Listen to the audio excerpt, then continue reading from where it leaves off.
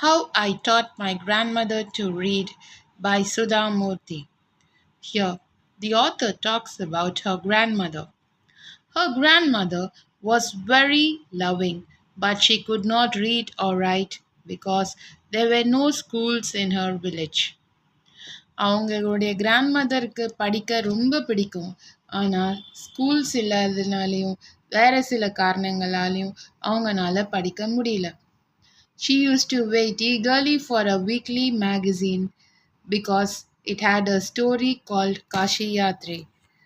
அவங்க எவ்ரி வாரம் ஒரு மேகசின் வரும். அது பேர் கர்ம வீரா.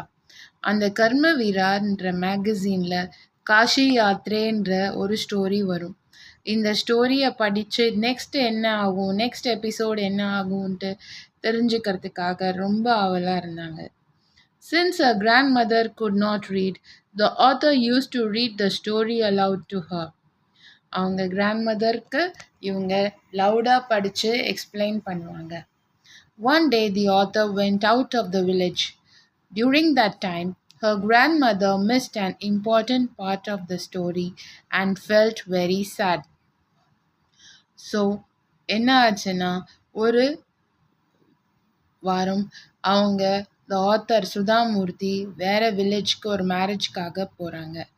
அப்போது த கிராண்ட் மதர்க்காக அவங்கனால அந்த கர்ம வீரா மேகசீனில் காஷி யாத்ரை ஸ்டோரியை படிக்க முடியல. ஸோ அவங்களுக்கு ரொம்ப சேடாக ஃபீல் பண்ணாங்க. This made her grandmother realize that not knowing how to read made her dependent on others. So she decided to learn reading and writing. She asked her granddaughter to teach her.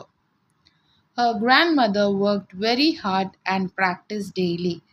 So அவங்க பேத்தியான சுதாமூர்த்தி கிட்ட எனக்கு பாடம் படிக்க எனக்கு ஆல்ஃபபெட்ஸ்லேருந்து start பண்ணி கன்னடா ஆல்ஃபபெட்ஸை சொல்லிக்கொடு.